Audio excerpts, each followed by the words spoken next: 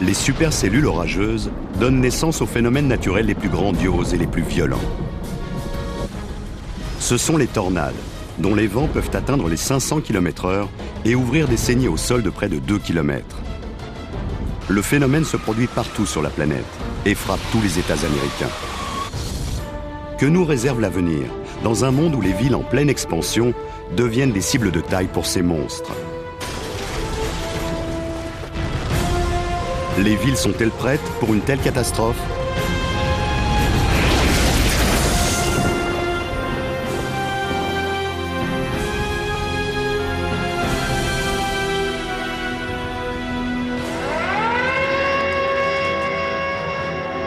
No, get in our closet. There's no windows or nothing in there. Cette sirène retentit 1000 fois chaque année aux États-Unis. See, we're fixing to die here. Elle annonce une catastrophe imminente. Where's the keys to the van? They're safer. Oh, here. Where's the keys to the van? En quelques minutes, il faut trouver un abri. Oh my God!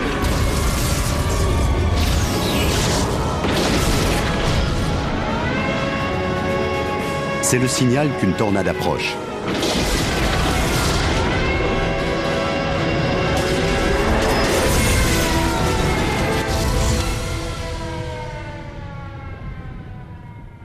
Au cours des 20 dernières années, cette sirène a retenti dans 6 grandes villes des États-Unis, comme Salt Lake City, Miami et Fort Worth. La plupart des tornades qui ont touché des zones urbaines n'ont pas été catastrophiques, mais les villes grandissent et risquent de plus en plus d'être frappées de plein fouet. Dans le comté de Dallas, on connaît bien les plaintes des sirènes. Elles se sont déclenchées plus de 60 fois en 50 ans. La ville de Dallas n'a pas été la cible directe d'une tornade, mais ce n'est qu'une question de temps. Avec plus de 5 millions d'habitants, la métropole de Dallas est l'une des 10 plus grandes villes américaines. Au centre de la cité se dresse une forêt de gratte-ciel. Bâtie au cœur même de Tornado Alley, la région du globe où sévissent le plus de tornades, la ville tente de se préparer au pire.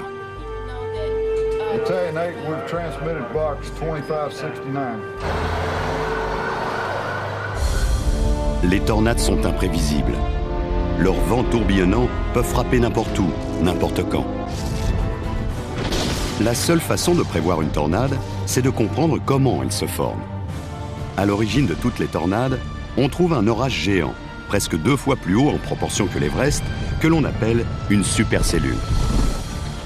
Environ 100 000 orages se forment chaque année au-dessus des États-Unis, mais seuls près de 1000 d'entre eux deviennent assez violents pour former des supercellules. Une supercellule, c'est un gros orage qui a un mouvement de rotation. Il peut s'élever jusqu'à 16 km dans l'atmosphère. C'est un énorme système avec des vents ascendants qui peut tourbillonner très violemment. Lorsque la colonne d'air ascendant est très dense et se met à tourner au milieu de la supercellule, on l'appelle un mésocyclone et une tornade peut se former. Les météorologues admettent que le mécanisme exact de formation des tornades reste un mystère.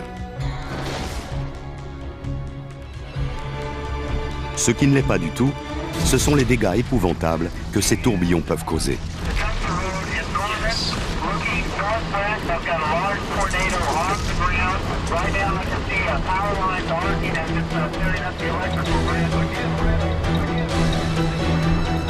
C'est pour cette raison que le Centre de surveillance des intempéries, basé à Norman, dans l'Oklahoma, scrute le moindre changement de temps et émet un bulletin de veille météorologique pour chaque région et chaque ville menacée par un gros orage. This is Storm Prediction Center in Norman.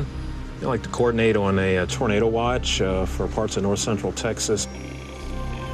Le centre déclenche une surveillance dès qu'un orage est susceptible de donner naissance à une tornade.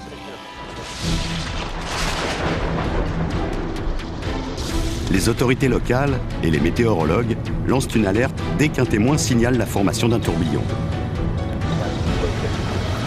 Confirm have a tornado on the ground. Tornado on the ground, approximately 3 miles west-southwest of my location. Direction of travel being northeast. We have a wedge-shaped tornado. Could be in the range of 200 to 250 miles an hour. If you're in the path of this storm, you have time to take shelter. Les médias locaux suivent les bulletins du Centre de prévision des orages et des stations météo pour alerter la population. Very dangerous. Take shelter. Whoa, whoa! Whoa, wow. Is it going, There we go. There's more. They're all over. Whoa, more! There's vortices everywhere. Joshua Werman est un chasseur de tornades professionnel. Il a monté des radars Doppler sur 2 camionnettes qu'il installe au beau milieu des orages pour enregistrer la naissance des tornades. Il est capital de pouvoir assister à la formation d'une tornade. En rouge, ce sont les vents à plus de 200 km/h qui s'éloignent du radar. Et en bleu, les vents de 200 km/h qui se rapprochent du radar.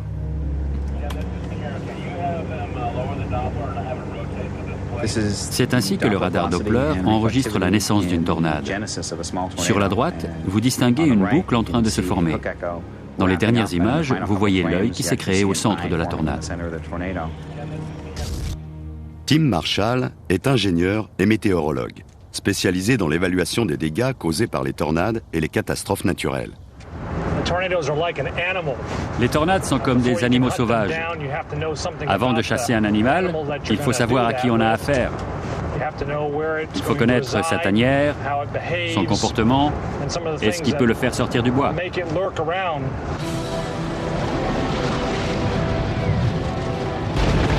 Dans le milieu des chasseurs de tornades, Tim est une légende vivante. Il peut prévoir où la tornade va se former et se poster sur les lieux pour photographier le phénomène. En 25 ans de terrain, il a observé plus d'une centaine de tornades et connaît parfaitement la façon dont elles se forment. La première chose que Tim guette dans le ciel, ce sont de larges bandes de cumulus de basse altitude. C'est le signe que de l'air chaud et humide remonte du sud pour alimenter un orage. Un ciel dégagé au-dessus de la masse nuageuse est un second élément dans la formation des tornades. C'est le signe d'une couche d'air sec venant en général de l'ouest. Cette couche forme un couvercle au-dessus de l'orage qui, réchauffé par l'action du soleil, peut alors exploser vers le haut.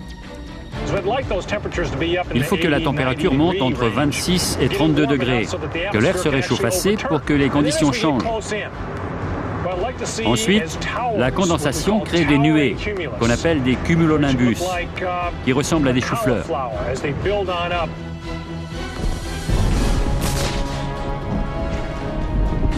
Tout en se rapprochant de l'orage, Tim scrute le ciel à la recherche d'un mur de nuages à basse altitude.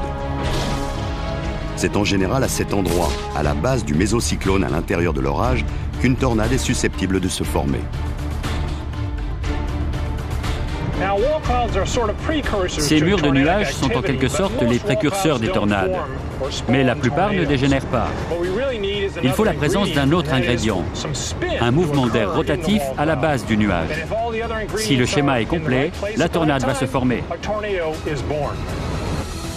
La taille des tornades peut varier de moins de 15 mètres de large, avec des vents de moins de 120 km/h, à presque 2 km de large, avec des vents autour de 500 km/h. Les météorologues classent les tornades selon l'ampleur des dégâts qu'elles causent, et non en fonction de leur taille. Le docteur Ted Fujita, un expert en la matière, a développé une échelle de classification. Sur l'échelle de Fujita, une tornade de type F1, avec des vents entre 115 et 180 km/h, peut emporter des enseignes et pousser les véhicules en circulation hors des routes.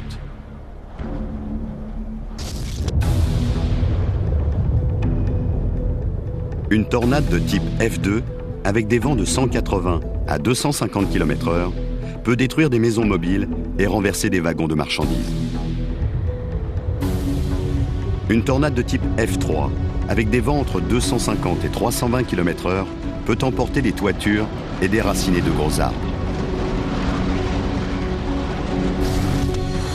Une tornade dévastatrice de type F4, dont les vents varient entre 320 et 420 km/h, renverse les locomotives et les gros semi-remorques comme de vulgaires jouets. Enfin, des tornades de type F5 dites incroyables génèrent des vents de 420 à 500 km/h. Elles ravagent tout sur leur passage et peuvent soulever des habitations pour les déposer plusieurs dizaines de mètres plus loin. Seule une explosion atomique peut générer des vents plus forts que ce type de tornade.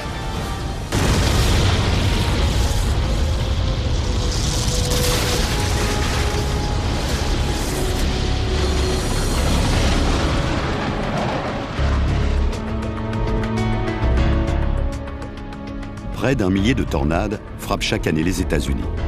Seuls 20% d'entre elles dépassent le type F2. Environ 200 tornades génèrent des vents au-delà de 160 km/h. 2% d'entre elles sont de type F4 ou plus, et on compte une vingtaine de tornades avec des vents de plus de 320 km/h par an. Une tornade de type F5 ne se produit qu'une fois par an environ. Mais au fil des décennies, les zones urbaines se sont développées et le risque de catastrophe majeure est immense.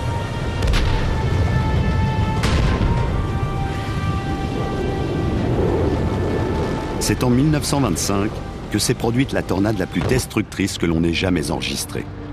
Avec des vents frôlant les 500 km/h, cette tornade, dite des Trois États, a parcouru plus de 350 km à travers le Missouri, l'Illinois et l'Indiana, dans des zones essentiellement rurales, mais tuant tout de même 695 personnes. Imaginez la même tornade aujourd'hui, dans un paysage urbain avec des immeubles et des embouteillages. C'est ce que craignent les habitants de Dallas et d'autres villes. Le 3 mai 1999, ils ont pu en avoir un avant-goût.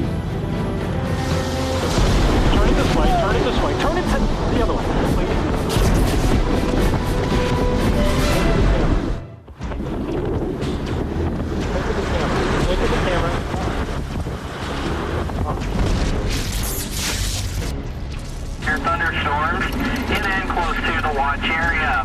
Persons in these areas should be on the lookout for threatening weather conditions.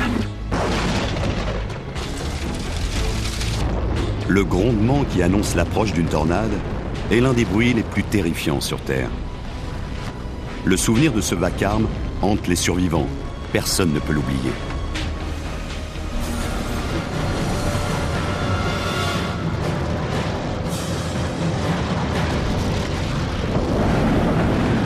Le 3 mai 1999, 66 tornades se sont abattues sur l'Oklahoma et le Kansas, faisant 46 victimes, 800 blessés et causant pour plus d'1,5 milliard de dollars de dégâts.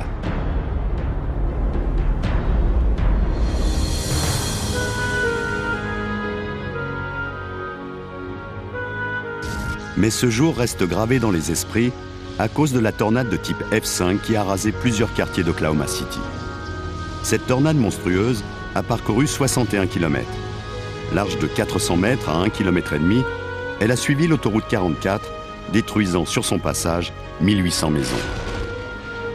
C'était la première fois que les dégâts occasionnés dépassaient le milliard de dollars. Tandis que le tourbillon colossal se dirigeait vers la ville, Tim Marshall filmait sa progression garé sur un pont. C'était impressionnant de voir cet immense mouvement de rotation. On entendait le grondement du vent, aussi puissant que celui de 100 cascades. C'était assourdissant.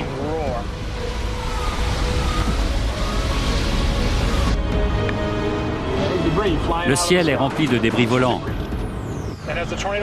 Quand la tornade s'est approchée à 800 mètres, le transformateur électrique a explosé. On a réalisé qu'on était sur cette trajectoire parce qu'elle ne partait ni à droite ni à gauche. On la voyait juste grossir à vue d'œil, ce qui voulait dire qu'elle nous fonçait dessus.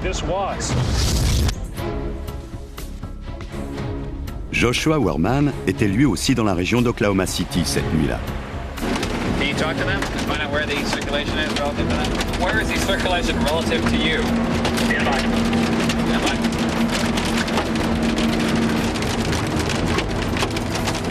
Where are you guys right now?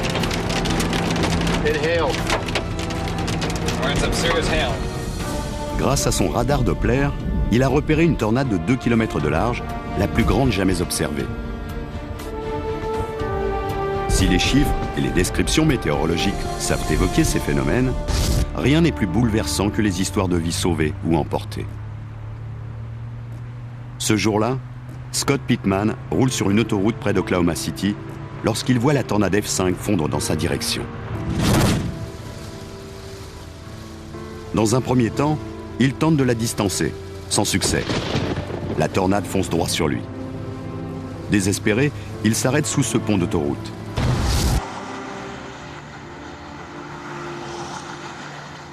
Le talus était glissant, mais on a grimpé en courant jusqu'ici. Lorsque la tornade s'est approchée, on s'est réfugié dans son renfoncement. Vous voyez ? On a rampé jusque-là et on s'est accroché à cette partie métallique. Il y avait 2 personnes devant moi. Je me suis accroché comme j'ai pu. Je voyais l'entonnoir de la tornade. C'est impossible à décrire, c'était monstrueux.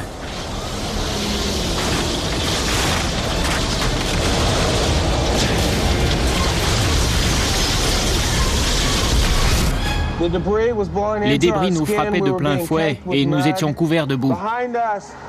Juste derrière nous, il y avait une femme avec son fils.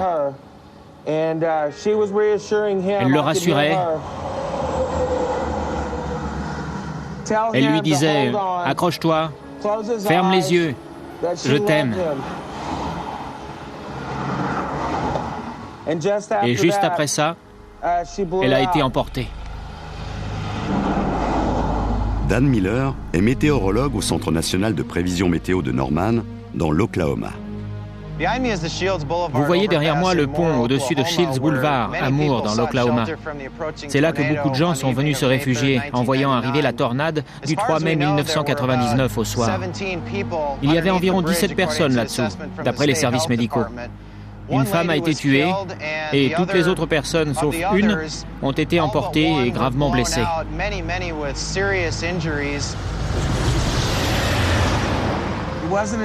Ce n'est que lorsque la tornade est passée que nous avons réalisé que cette femme avait disparu. Son fils a commencé à demander « Où est ma maman ? Où est ma maman ?» Ça a été l'expérience la plus terrifiante de ma vie. Je peux vous certifier que les ponts ne sont pas un abri sûr. Personne ne le contredira, et surtout pas la police, les experts en tornade et les services de secours. Bien sûr, Scott a fait ce qu'il pouvait vu les circonstances, mais les autorités déconseillent fortement de chercher refuge sous les ponts d'autoroute. Imaginez que vous êtes chez vous et que votre maison est pulvérisée en éclats, propulsée à 320 km/h. Si vous vous abritez sous un pont d'autoroute, vous serez exposé à ces débris volants. Quand vous vous retrouvez sur une autoroute avec une tornade qui fonce sur vous, vous n'avez que quelques secondes pour prendre votre décision. Et vous avez 3 choix possibles. Vous pouvez rester dans votre voiture, vous abriter sous un pont d'autoroute ou plonger dans le fossé. La voiture, c'est la pire des options. Le pont d'autoroute, c'est aussi un mauvais choix. Le plus sûr, c'est encore de plonger dans le fossé. Mais il faut bien comprendre que ces 3 possibilités sont des solutions épouvantables, parce qu'au bout du compte, vous vous retrouvez quand même à l'extérieur au moment où la tornade arrive. Les constructions sont encore l'abri le plus sûr, mais il faut vous mettre là où le plus de murs vous séparent de la tornade. John et Audra Milhouse, ainsi que leurs enfants, habitaient la zone sinistrée par la tornade d'Oklahoma City, à Moore, en banlieue. On a décidé de se mettre à l'abri dans le hall, c'est-à-dire au centre de notre maison, loin des fenêtres. J'ai pris le matelas de Jay et les coussins du canapé. L'électricité a été coupée d'un seul coup. La télé s'est éteinte et la maison a été plongée dans le noir. Et là, on a commencé à entendre ce qui nous a semblé être de la grêle.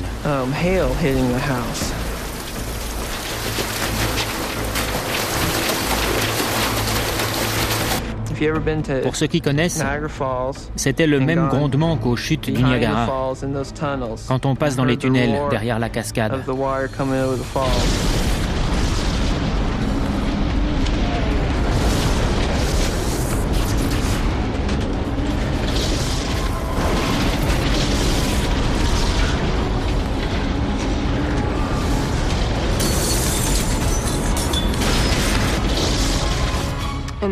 L'instant d'après, j'ai levé la tête et j'ai vu que le toit et le plafond n'étaient plus là. Je pouvais voir le ciel. Notre maison a été emportée. Après cet événement tragique, j'ai eu des problèmes de mémoire. Je n'arrivais plus à finir mes phrases. J'étais prisonnière de cet instant. Ça m'a complètement traumatisée. Il faut s'être préparé à cette éventualité pour ne pas prendre de décisions irréfléchies. Nos enfants, par exemple, ont eu le réflexe d'aller s'abriter dans le couloir. L'important est de trouver un abri. Une cave inaccessible à la fureur du vent ou un couloir à l'intérieur de la maison dont les murs serviront de protection contre les débris lancés à des centaines de kilomètres/heure. Un endroit où mettre sa famille à l'abri.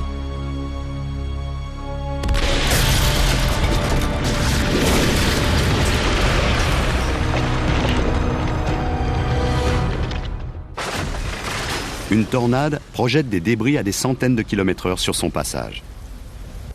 Voici un échantillon de mur d'une construction standard en briques.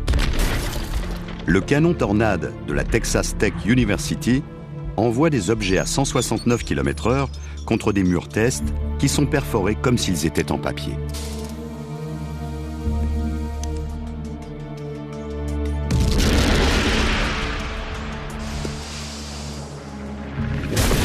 Cette vitesse correspond au vent généré par une tornade de type F1.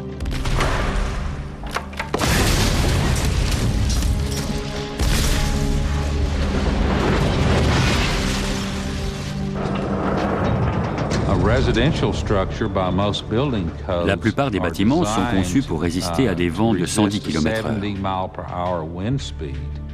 En termes économiques, on ne peut pas construire des maisons qui résisteraient à des tornades. Les caves sont les meilleurs abris contre les débris projetés par les tornades. Pourtant, seule la moitié des habitants de la région de Tornado Alley en sont équipés. La construction d'un abri est une bonne alternative. La plupart des débris ne peuvent transpercer cette plaque d'acier de 6 mm. Les experts de Texas Tech recommandent l'usage de telles plaques, scellées dans les fondations, pour construire une pièce de repli. Un tel abri ne constitue pas la protection absolue contre une tornade de type F5, mais peut considérablement augmenter les chances de survie d'une famille.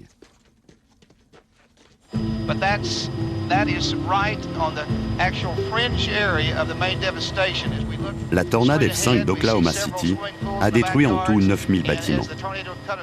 44 personnes ont trouvé la mort. Cette catastrophe a été un électrochoc pour Dallas. Les autorités de la ville ont compris qu'elles devaient anticiper à tout prix une pareille menace. Ce qui s'est passé à Oklahoma City est l'exemple type de ce qui peut arriver lorsqu'une tornade violente s'abat sur une région à fort urbanisme, dans une zone résidentielle. Scott Ray a recréé virtuellement la tornade d'Oklahoma City, qui a parcouru 61 km, pour simuler son passage sur différents quartiers de Dallas. Le résultat d'une telle trajectoire serait monstrueux.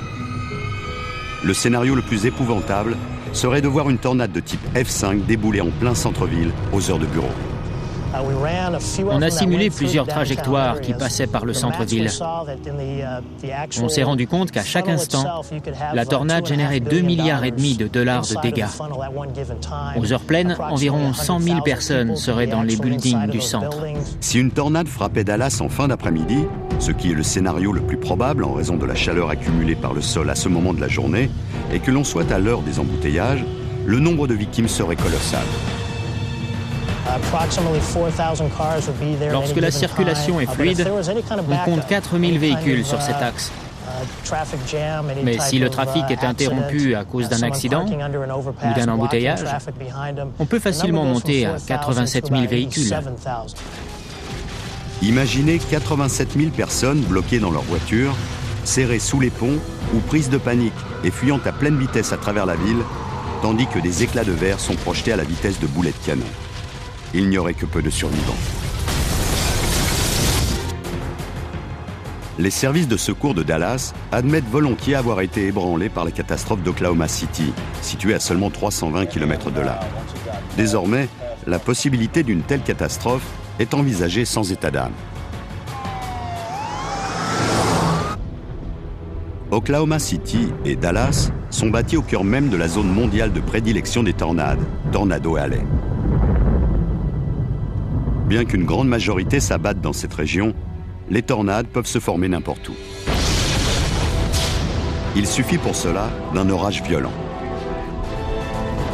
Toute la côte est des États-Unis est susceptible d'être touchée par des tornades. Mais la nature et la géographie ont créé une véritable pouponnière de tornades où le phénomène se produit beaucoup plus souvent que nulle part ailleurs sur Terre, Tornado Alley. Cette zone couvre les vastes plaines du centre des États-Unis, entre les montagnes rocheuses à l'ouest et le fleuve Mississippi à l'est. Au cours des 50 dernières années, 6000 tornades ont touché le Texas. 65 d'entre elles, soit plus d'une tornade par an, se sont produites dans le comté de Dallas. La population de Dallas ne cesse de croître, devenant chaque jour une cible plus large pour ces phénomènes. Bien que Tornado Alley soit la zone de prédilection des tornades, chaque État américain a déjà été touché par le phénomène. La population doit être informée des moyens de s'y préparer et de s'en protéger. Okay, we'll get in the van and it's gonna kill us. Hurry up, get in the van. Just shut the door. See, we're fixing to die here. Where's the keys to the van? They're safer. Where's the keys to the van? Lorsqu'une tornade s'annonce, il ne faut surtout pas paniquer. Je voudrais que les gens sachent comment réagir.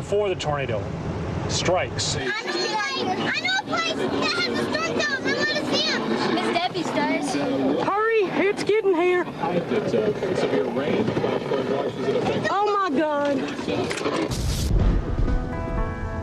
Cette famille a survécu. La tornade qui les menaçait les a contournés après avoir détruit leur mobil-home. Ils ont fait le bon choix en quittant leur maison, car une tornade peut réduire en miettes un simple mobil-home. Mais en toute autre circonstance, abandonner une maison en dur pour fuir devant une tornade peut se révéler mortel.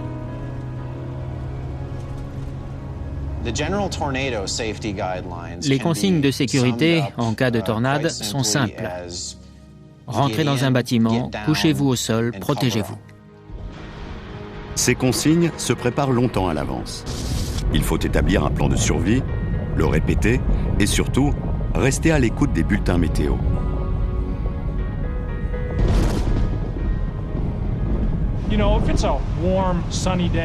Si c'est une belle journée chaude de printemps et que vous voyez le ciel s'obscurcir à l'ouest, c'est un avertissement de la nature. Guettez le moindre signe du ciel. Gardez la télé et la radio allumées. Dès que l'alerte est lancée, il est vital de se mettre à l'abri le plus vite possible.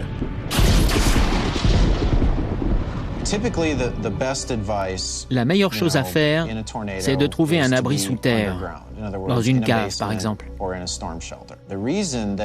On demande à la population de chercher refuge dans un sous-sol, quel qu'il soit. Parce que les murs d'une maison ne font pas le poids face à des débris projetés à pleine vitesse. Si vous n'avez pas de cave, mettez-vous à l'abri dans votre salle de bain, dans un placard ou un couloir. Mettez autant de murs possible entre l'extérieur et vous. Emportez votre matelas ou des oreillers pour vous protéger. Les automobilistes doivent eux aussi guetter les brusques changements de temps. Si vous êtes sur la route et que vous apercevez un nuage noir ou le moindre signe suspect, il faut immédiatement tenter de capter un bulletin météo. Rouler en pleine tempête est une mauvaise idée. Les chances de survie sont infimes. Il faut également tordre le cou à de vieux réflexes qui n'ont pas lieu d'être. Oubliez les fenêtres. On entend souvent dire qu'il faut ouvrir les fenêtres avant l'arrivée d'une tornade, de peur que la pression de l'air ne fasse exploser la maison. Mais c'est faux. Dites-vous qu'il y a tellement de débris dans l'air que de toute façon, vos fenêtres vont sauter, avec ou sans votre aide. Alors, au lieu de perdre du temps à penser à vos fenêtres, cherchez-vous un abri sûr. Les vitres sont les objets les plus dangereux dans une maison. Le moindre petit caillou propulsé par la tornade peut les faire voler en éclats.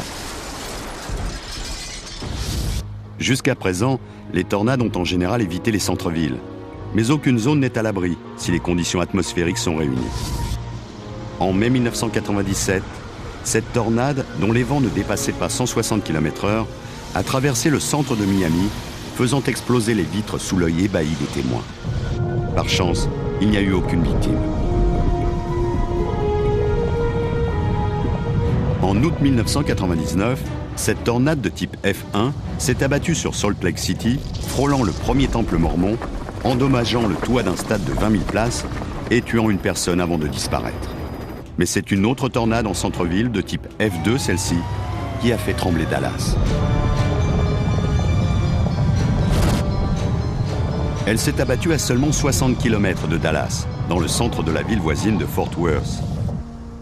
Le 28 mars 2000, ce policier se souvient avoir été emporté comme un fétu de paille par un tourbillon furieux.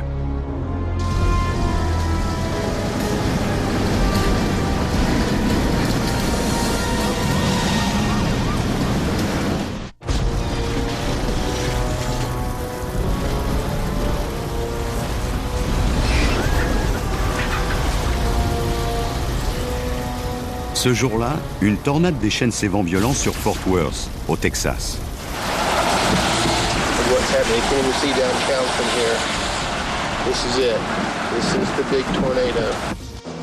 L'officier John Cox est l'un des rares survivants d'une tornade à pouvoir raconter l'expérience terrorisante d'être pris dans un tourbillon.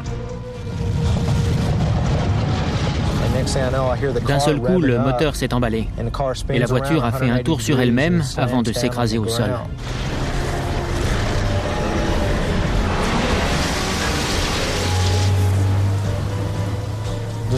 Je voyais des débris voler, frapper la voiture, les vitres qui explosaient et les bâtiments qui s'effondraient. J'étais terrorisé. Je ne savais pas si je m'en sortirais. Je n'avais jamais vu ça de ma vie, je n'y étais pas préparé. C'était une vision épouvantable. Mais je savais que je devais faire mon devoir et aider la population. Tandis que l'officier Cox est sous le choc, toute la ville de Dallas retient son souffle. La catastrophe n'est pas passée loin. Ce jour-là, Tim Marshall était en route pour Fort Worth, sentant planer la menace d'une tornade. J'ai pris l'autoroute en direction du sud et après la zone de pluie, j'ai eu des grêlons de la taille d'une balle de baseball. C'était le signe d'un orage très violent. J'ai aussi repéré un nuage bas et noir qui s'étirait vers le nord et j'ai tout de suite compris que Fort Worth était en danger. Le centre de Fort Worth est là. Et la tornade est au sud de notre position. Elle va passer juste devant nous. La tornade s'abat sur le centre-ville par l'ouest. Elle prend par surprise les personnes présentes à ce moment-là dans l'immeuble Cash America. Tony Gonzalez, convoyeur de fonds, était dans son fourgon à l'instant fatidique. J'ai voulu ouvrir la portière. Impossible. C'est là que j'ai vu arriver la tornade. Et j'ai pensé aux personnes dans l'immeuble. J'ai demandé l'aide de Dieu, au moins pour ces gens. Et là, ma portière s'est ouverte, comme par magie. J'ai couru vers le bâtiment Par moments, je ne sentais plus le sol sous mes pieds. J'étais à bout de souffle. Je sentais l'air être aspiré hors de mes poumons. J'avais la poitrine en feu. J'ai réussi à tourner à l'angle de l'immeuble et à atteindre l'entrée principale. J'ai entraîné à l'intérieur un homme qui sortait avec un bébé. Et j'ai hurlé « Une tornade !» à tous ceux qui étaient là. Les personnes présentes dans l'immeuble n'avaient pas conscience qu'une tornade se dirigeait droit sur le bâtiment. Poussée par González, elle se réfugie dans les cages d'escalier, tandis que le tourbillon lacère l'immeuble. La tornade a frappé le bâtiment de plein fouet. En 10 secondes, le revêtement des façades, les vitres et les plaques de marbre ont été déchiquetés en millions de débris qui ont traversé l'édifice de part en part. Chaque vitre de l'immeuble pesait entre 140 et 230 kilos. En quelques secondes, elles ont été emportées avec les plaques de marbre recouvrant les façades. On entendait les vitres qui explosaient et les craquements de l'immeuble qui vacillaient. C'était un bruit horrible. Sur le parking de l'immeuble et à des centaines de mètres à la ronde, la tornade saccage des voitures, des camions, des murs et des toitures. Par miracle, les personnes à l'abri dans le bâtiment ne sont pas blessées. L'alerte donnée par González leur a donné le temps de trouver refuge dans les cages d'escalier. Sur l'échelle de Fujita, cette tornade était une F2, dont les vents peuvent atteindre les 180 km/h. Emportant leur lot de débris, ces vents ont ravagé le centre de Fort Worth, faisant 5 victimes. Un chiffre étonnamment bas au vu de la catastrophe. Bien plus que la tornade de type F5 survenue à Oklahoma City, celle de Fort Worth a poussé les autorités de Dallas à envisager le pire du fait de sa proximité. Les villes posent un certain nombre de problèmes, en commençant par l'alerte aux populations. Il est difficile d'y faire résonner les sirènes qui s'entendent mieux en zone rurale ou résidentielle. Dans les tours, il est impossible d'entendre ces signaux d'alerte, surtout dans les étages élevés. Le son des sirènes peut aussi être étouffé par le vent, la pluie ou la grêle qui frappe les fenêtres. Le second problème est celui de la visibilité. Dans une ville comme Dallas ou même Fort Worth, plusieurs problèmes se posent en matière d'information lorsqu'une tornade arrive. D'abord, on ne la voit pas. Si on est dans la forêt de Tours au centre de Dallas, on ne verra la tornade qu'au dernier moment, avec une dizaine de secondes pour réagir. Dire que les tornades évitent les villes, c'est un mythe. Une tornade, c'est haut de plus de 300 mètres. Ce n'est pas juste le tuba qui descend à la base du nuage. C'est un phénomène qui s'étend sur toute la hauteur de l'orage, à 16 ou 20 km dans l'atmosphère. C'est un tourbillon géant qui ne se soucie pas de ce qu'il y a au sol, si c'est une rivière, un lac ou une ville. La leçon la plus encourageante des événements de Fort Worth, c'est que les occupants des immeubles ont su où trouver refuge. La plupart des tours modernes sont conçues autour d'une cage d'escalier centrale qui peut résister à une tornade et protéger les gens des débris. Aujourd'hui, dans la plupart des tours, les cages d'escalier sont les endroits les plus solides et les plus sûrs. Leurs parois sont bétonnées.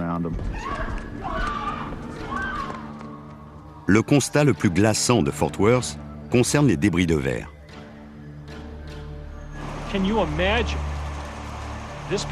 Imaginez ce morceau de verre projeté à 160 km/h sur un homme. Il le transpercerait entièrement. Sauf qu'il ne s'agit pas d'un morceau de verre, mais de millions d'éclats comme celui-ci. Medic 27 to Methodist Medical Center.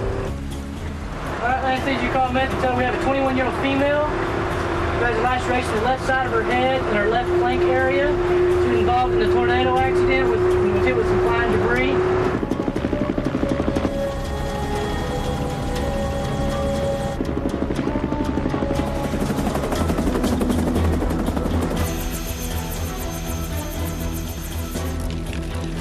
Le Le centre médical méthodiste à Dallas, comme d'autres structures du même genre, se tient prêt à gérer un afflux de victimes blessées par les éclats de verre et les débris.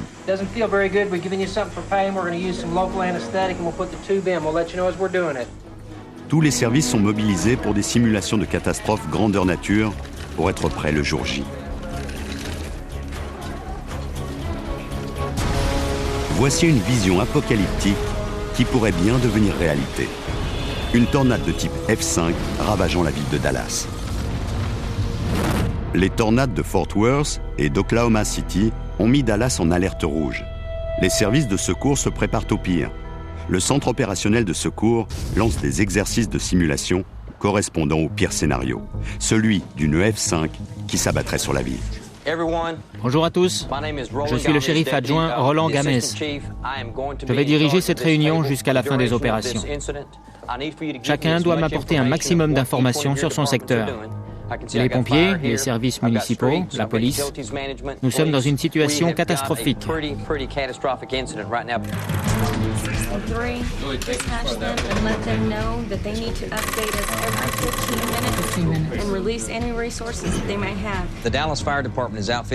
Les pompiers de Dallas sont répartis en 55 casernes et disposent de 54 camions d'incendie. Nous avons aussi des camions de secours, une équipe de démolition et des engins de chantier. Nous avons 1600 pompiers et nous pouvons compter sur 13 000 employés municipaux qui nous aident en dégageant les rues.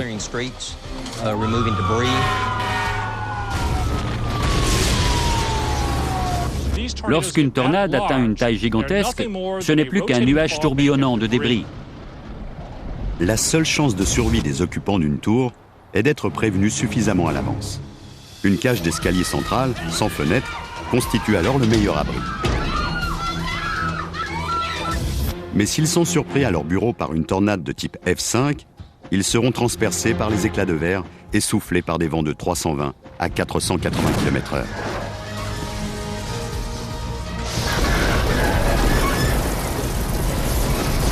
C'est probablement la plus grosse catastrophe que cette ville connaîtrait.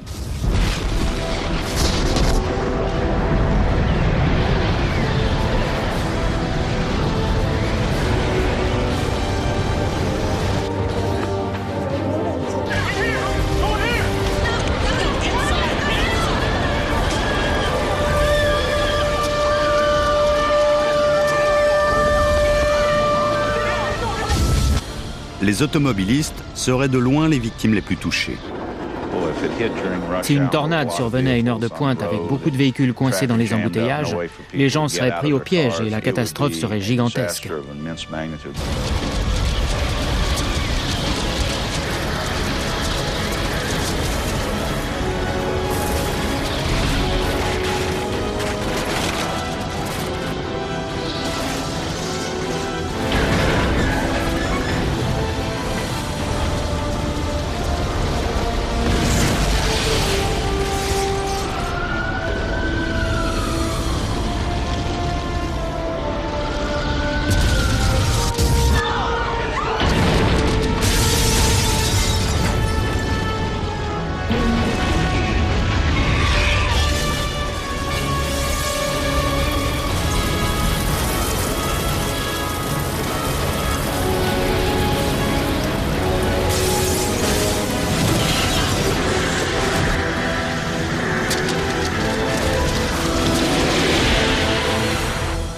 Les victimes humaines et les dégâts matériels ne seraient qu'un début. Le risque d'incendie, de contamination radioactive et de fuite de produits dangereux est réel. Keep in mind there were upwards of 300 people inside that school when the tornado hit. Face à une tornade de type F5, la bataille semble perdue d'avance. Cette ville ne serait plus qu'un amas de décombres. Il y aurait du verre brisé partout, et l'accès au centre-ville serait impossible à cause des débris qui continueraient à se détacher des gratte-ciel en ruine. Bien sûr, on peut toujours préparer des plans d'intervention en regardant ce qui s'est produit dans d'autres villes. Mais c'est autre chose d'être sur le terrain.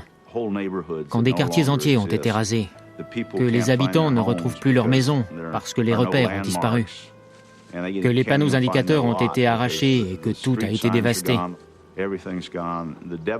L'impact d'une F5 produirait quelque chose d'inimaginable. Au milieu des immeubles en ruine et des amoncellements de gravats, porter secours aux victimes serait une tâche effroyable.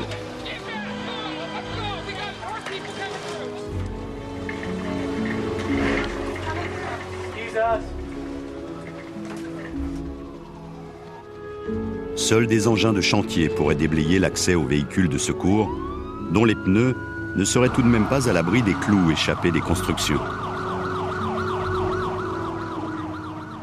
Je pose les questions suivantes.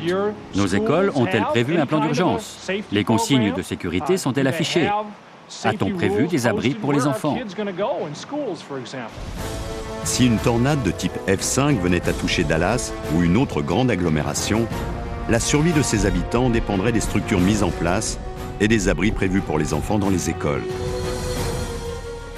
Les enjeux sont énormes. Les règles du jeu sont claires.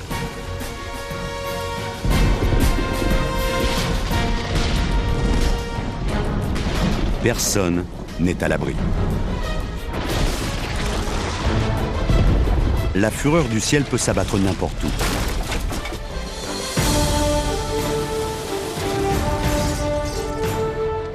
Chacun doit savoir où il peut se réfugier. Car les experts s'accordent sur un point, les tornades ont d'autres villes dans leur collimateur et elles frapperont sans prévenir.